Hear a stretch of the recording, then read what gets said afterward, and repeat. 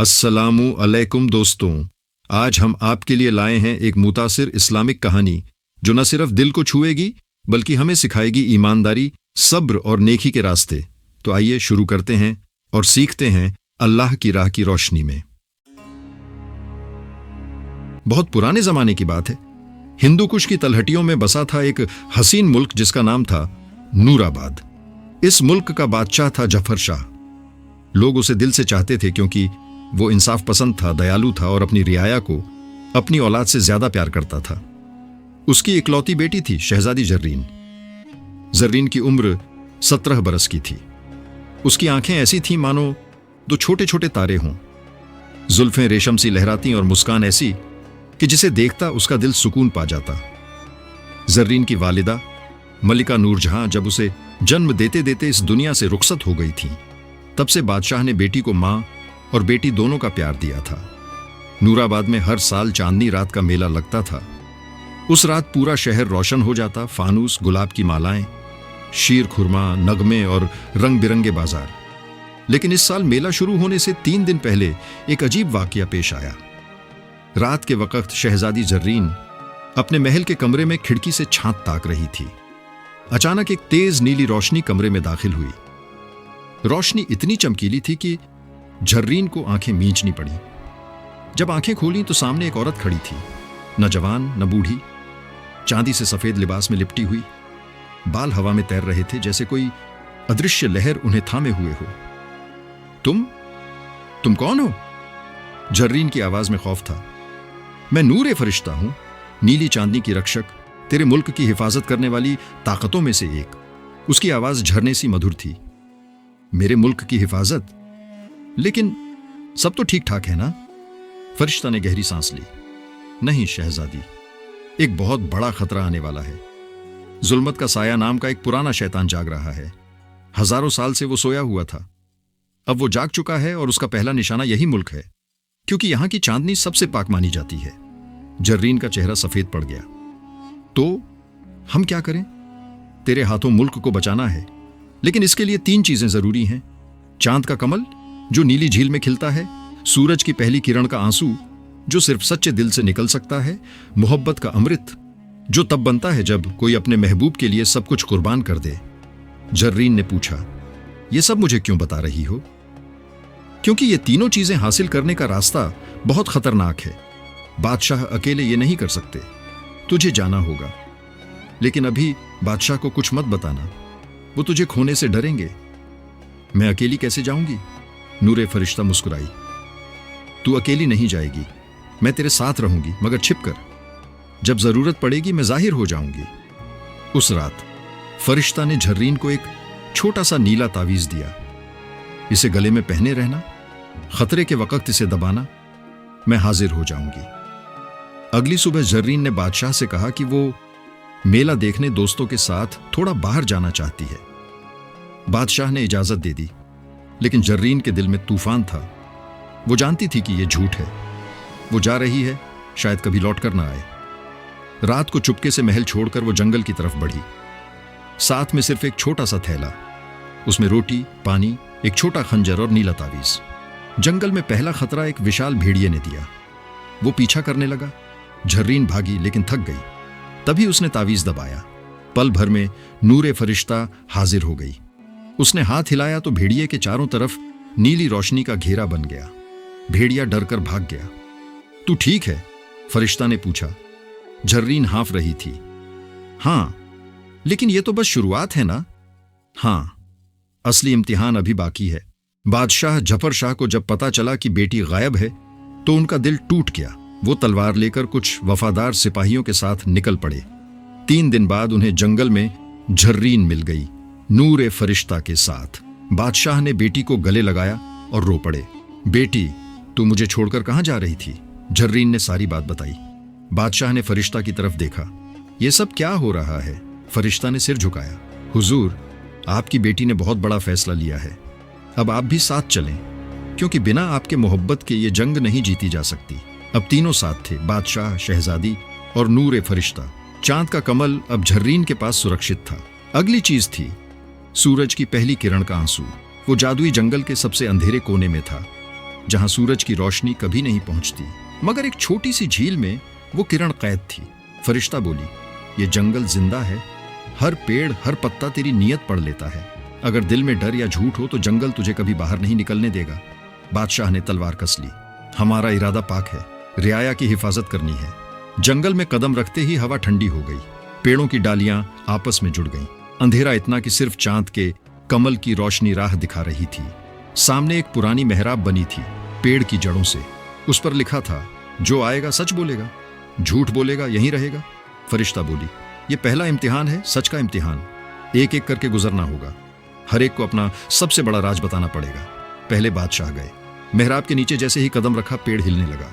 गहरी आवाज आई, जफर शाह, अपना सच बयान कर। बादशाह की आंखें भर आईं।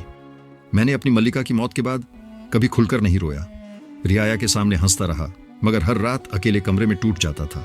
मैं डरता था कि कमजोर दिखा तो मुल्क भी कमजोर हो जाएगा। अपनी बेटी से भी ये राज छिपाया कि मैं कितना दुखी हूं। आवाज गूंजी, सच कबूल किया, गुजर जा। अब जर्रीन की बारी। मेहराब में कदम रखते ही आवाज, शहजादी जर्रीन, अपना सच बयान कर। जर्रीन कांप रही थी।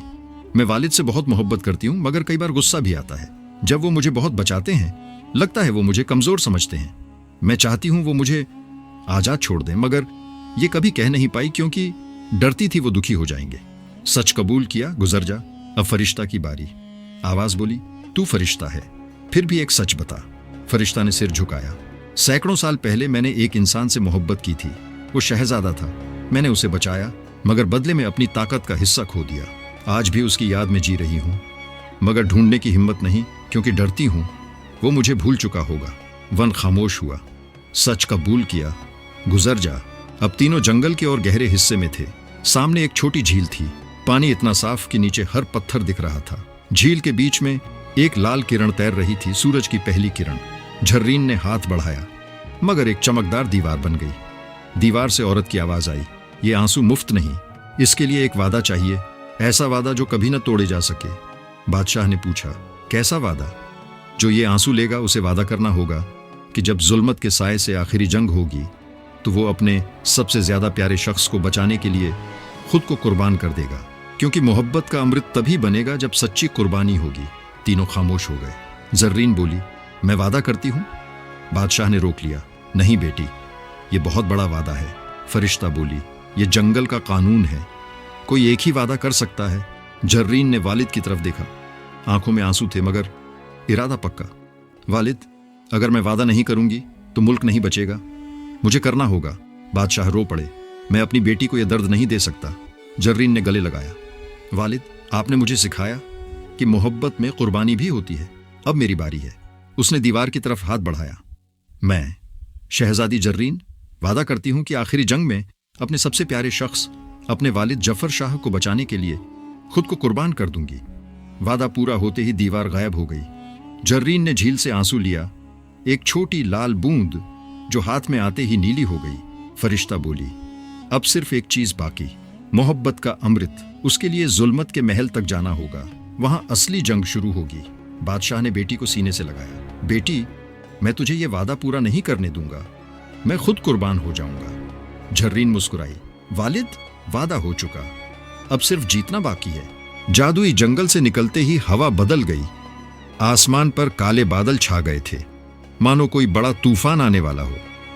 बादशाह जफर शाह, शहजादी जर्रीन और नूरे फरिश्ता अब एक पठारी इलाके में थे, जहां से दूर दूर तक पहाड़ दिख रहे थे। सबसे ऊंचे पहाड़ की चोटी पर एक काला महल खड़ा था, जिसकी दीवारें चमकदार काले पत्थर की बनी थीं। वो महल जुल्मत का महल था, जहां जुल्मत का साया रहता था। फरिश्ता ने कहा, अब आखिरी चीज हासिल करनी है, मोहब्बत का अमृत। लेकिन अमृत तब बनेगा जब तीनों चीजें, चांद का कमल, सूरज की किरण का आंसू और सच्ची कुर्बानी, एक साथ मिलेंगी। महल के अंदर एक पुराना कुआं है, उस कुएं में अमृत बनता है, मगर उसके लिए हमें जुल्मत के सामने खड़े होना पड़ेगा। जर्रीन ने पूछा, क्या वो हमें सीधे आने देगा? नहीं, वो इम्तिहान लेगा। वो कमजोर दिल वालों को तोड़ देता है। बादशाह ने तलवार निकाली। हम तैयार हैं, चलो। तीनों पहाड़ की तरफ बढ़े। रास्ते में अजीब अजीब चीजें दिखने लगीं। पत्थर जो खुद ब खुद हिलते थे, हवा में तैरते हुए काले साए और दूर से आती हुई चीखें। लेकिन सबसे बड़ा खतरा तब आया जब एक युवक उनके सामने प्रकट हुआ। वो युवक बहुत हसीन था, लंबा कद, काले बाल, आंखें कोयले सी काली और लिबास काले रेशम का।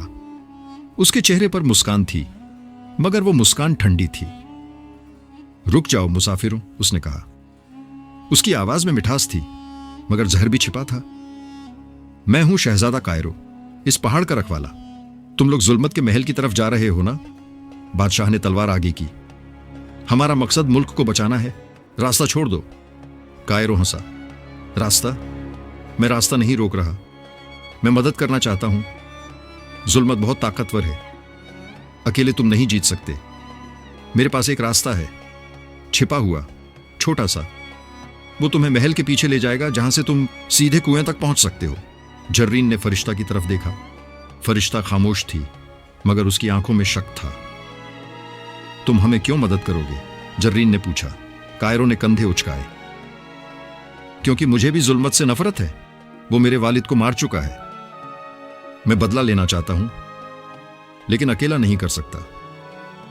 तुम्हारे पास चांद का कमल और सूरज का आंसू है, वो चीजें जो उसे कमजोर कर सकती हैं। बादशाह ने कहा। हम तुम पर भरोसा कैसे करें? कायरो ने अपना हाथ बढ़ाया। उसकी हथेली पर एक छोटा सा काला निशान था, जैसे कोई पुराना दाग। यह निशान जुल्मत ने मुझे दिया था जब मैं बच्चा था। वो मुझे अपना गुलाम बनाना चाहता था, मगर मैं भाग गया। अब मैं उसका दुश्मन हूं। जर्रीन को लगा कि शायद यह सच हो। वो थक चुकी थी और रास्ता लंबा था। ठीक है, हमें रास्ता दिखाओ, फरिश्ता ने धीरे से कहा।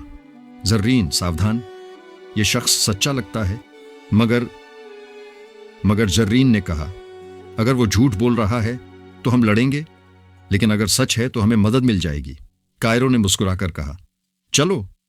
वो उन्हें एक संकरी गुफा में ले गया। गुफा अंधेरी थी, मगर कायरो के हाथ में एक छोटी सी काली मशाल जल रही थी। रास्ता नीचे की तरफ जा रहा था। घंटों चलते रहे। आखिरकार एक दरवाजा दिखा, महल के पीछे का। कायरो ने दरवाजा खोला। अंदर एक बड़ा हॉल था। बीच में कुआं था, काला, गहरा। कुओं के चारों तरफ नीली और लाल रोशनी तैर रही थी, चांद का कमल और सूरज का आंसू। यहां रख दो अपनी चीजें, कायरो ने कहा। अमृत अपने आप बनेगा। जर्रीन ने कमल और आंसू कुएं के किनारे रख दिए। जैसे ही चीजें रखीं, कुआं चमकने लगा। पानी में से एक चमकदार सफेद अमृत ऊपर आने लगा। बादशाह खुश हो गए। हो गया, अब हम जुल्मत को हरा सकते हैं। मगर तभी कायरो की हंसी गूंजी, ठंडी, क्रूर हंसी। शुक्रिया शहजादी, तुमने मेरे लिए सब कुछ आसान कर दिया। उसके शरीर से काला धुआं निकलने लगा। उसका चेहरा बदल गया, आंखें लाल हो गईं, दांत नुकीले। वो अब इंसान नहीं रहा था, वो जुल्मत का साया था, अपना असली रूप दिखा रहा था। जर्रीन चीखी, तुम धोखा दे रहे थे। जुल्मत हंसा। धोखा? ये तो जंग है बेटी। तुमने मुझे अमृत तक पहुंचा दिया। अब मैं अमृत पीकर अंजल तक अमर हो जाऊंगा और तुम तीनों यहीं मरोगे। फरिश्ता ने नीली रोशनी फैलाई, मगर जुल्मत ने हाथ हिलाया तो रोशनी बुझ गई। बादशाह ने तलवार से हमला किया, मगर जुल्मत ने उसे हवा में उछाल दिया।